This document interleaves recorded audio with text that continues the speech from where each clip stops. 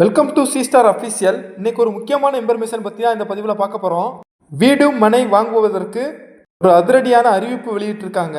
மேலும் பத்திரப்பதிவு செய்ய இந்த ஆவணம் கட்டாயம் அப்படின்னு மசோதாவை நிறைவேற்றியிருக்காங்க. இதை பற்றின ஃபுல் இன்ஃபர்மேஷன் தான் இந்த பதிவில் நம்ம பார்க்க போகிறோம். பதிவுக்குள்ளே போகிறதுக்கு முன்னாடி நம்மளுடைய சேனலை சப்ஸ்கிரைப் பண்ணுங்கள். இந்த பதிவை எல்லாருக்கும் ஷேர் பண்ணுங்கள். பெல் பட்டனை கிளிக் பண்ணுங்கள். வாங்க இப்போ பதிவுக்குள்ளே போகலாம். பத்திரப்பதிவுக்கு இனி அசல் ஆவணங்கள் கட்டாயம் அப்படின்னு தமிழக அரசு ஒரு அதிரடியான அறிவிப்பு வெளியிட்டிருக்காங்க. பத்திரப்பதிவின் போது சம்பந்தப்பட்ட சொத்தின் அசல் ஆவணங்கள் தாக்கல் செய்வதை கட்டாயமாக்கும் தமிழ்நாடு அரசின் மசோதாவுக்கு ஜனாதிபதி ஒப்புதல் அளித்துள்ளார். தமிழக சட்டப்பேரவையில் 2025 ஏப்ரல் மாதம் பத்திரப்பதிவில் புதிய விதிகளை சேர்ப்பதற்கு சட்ட மசோதாவை அமைச்சர் மூர்த்தி அறிமுகம் செய்தார்.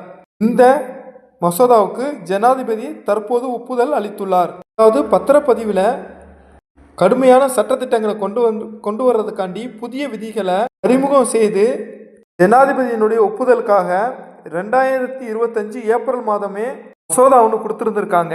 அதற்கு ஜனாதிபதி இப்போ தான் ஒப்புதல் அளிச்சிருக்காங்க. இந்த மசோதாவின் படி தமிழக அரசு பத்திரப்பதிவில் திருத்தங்களை கொண்டு வந்திருக்காங்க. நில மோசடிகளை தவிர்ப்பதற்கு தமிழ்நாடு அரசுக்கு அதிகாரம் கிடைச்சிருக்கு. இந்த ஒரு சொத்தை விற்பனை செய்யவோ அல்லது தானமாக வழங்குறதுக்கோ இந்த சொத்தினுடைய அசல் ஆவணங்களை சட்டப்படி தாக்கல் செய்ய வேணும் அப்படின்ற மாதிரி அறிவிச்சிருக்காங்க. இதுக்கு முன்னாடி எல்லாம் அசல் ஆவணங்கள் தொலைஞ்சு போயிருச்சு அப்படின்னு சொல்லி நகல் ஆவணங்களை காட்டி பத்திரப்பதிவுகளை பண்ணிட்டு இருந்தாங்க. ஆனால் இனிமே அப்படி பண்ண முடியாது. நிறைய பேர் அசல் ஆவணங்கள் இல்லாமல் முறைகேடாக பத்திரப்பதிவு மேற்கொள்வதால் தான் இந்த அதிரடி சட்டத்தை கொண்டு வந்திருக்காங்க. இனிமேலும் அசல் ஆவணம் இல்லாமல் மோசடி பண்ணி பத்திரப்பதிவில் ஈடுபடுபவர்களுக்கு 3 ஆண்டுகள் முதல் 7 ஆண்டுகள் வரை சிறை தண்டனை விதிக்கப்படலாம்னு அறிவிச்சிருக்காங்க. அரசினுடைய நிலங்களை மாற்றும் போது மட்டும் அசல் ஆவண சட்டத்திற்கு விதிவிலக்கு அளிச்சிருக்காங்க. மேலும் நீதிமன்றங்கள் மூலம் ஏதாவது பத்திரப்பதிவு நடந்தாலோ அல்லது குடும்பத்திற்குள்ள பாக பிரிவினையின் மூலம் பத்திரப்பதிவு செய்தாலோ அசல் ஆவணமானது ஒருவரிடம் மட்டும் இருந்தால் போதுமானது அப்படின்ற மாதிரி அறிவிச்சிருக்காங்க. இனிமே பத்திரப்பதிவு பண்றதுக்கு அசல் ஆவணம் ரொம்ப முக்கியமானது. எனவே அதை எல்லாரும் பத்திரமா வச்சுக்கிறங்க. ஒருவேளை இந்த அசல் ஆவணம் தொலைஞ்சு போயிடுச்சுன்னா மற்றபடி நீங்க நிறைய நடைமுறைகளை சந்திக்க வேண்டி இருக்கும் அப்படின்ற மாதிரியே அறிவிச்சிருக்காங்க. என்னுடைய மூதாதையர்களுடைய சொத்தா இருந்து அதுக்கு மூல பத்திரமா ஏன்னா வருவாய்த்துறையின் மூலம் வழங்கி இருக்கிற பட்டாவை அசல் ஆவணமாக நம்ம காட்ட வேண்டி இருக்கும். இங்கே சொத்தை வங்கியிலையோ இல்லை தனியார் கம்பெனிகள்லையோ இல்லை தனி நபரிடமோ அடமானமாக வைத்திருந்தா அந்த சொத்திற்கு தடையில்லா சான்று பெறுறது அவசியம்னு கூறியிருக்காங்க.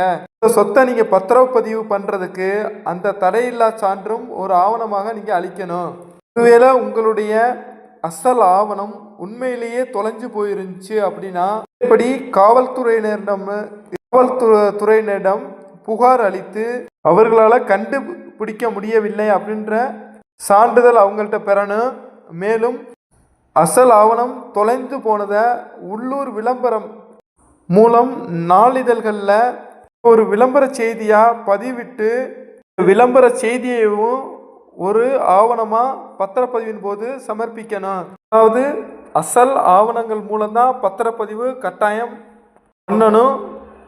அசல் ஆவணம் இல்லாமல் பத்திரப்பதிவு பண்ணுறது கடும் குற்றம் அப்படின்னு சொல்லி அறிவிச்சிருக்காங்க. அதற்கு 3 ஆண்டு முதல் 7 ஆண்டுகள் வரை தண்டனையும் வழங்குறதா அறிவிச்சிருக்காங்க. உண்மையிலேயே உங்களுடைய ஆவணம் தொலைஞ்சு போச்சு அப்படின்னா அதற்கான நடைமுறைகளை பின்பற்றி அதற்கான சான்றிதழையும் சமர்ப்பிக்கணும். இதுதான் பத்திரப்பதிவிற்கு முக்கியமான அறிவிப்பா மசோதா மூலம் நிறைவேற்றியிருக்காங்க. இந்த பதிவு பிடிச்சிருந்தா லைக் பண்ணுங்க. இந்த பதிவில் ஏதாவது சந்தேகம் இருந்தால் கமெண்ட் பாக்ஸில் தெரிவிங்க. இந்த பதிவை எல்லாருக்கும் ஷேர் பண்ணுங்க. நம்மளுடைய சேனலை சப்ஸ்கிரைப் பண்ணுங்க. மீண்டும் இது மாதிரி ஒரு நல்ல பதிவில் சந்திக்கலாம்.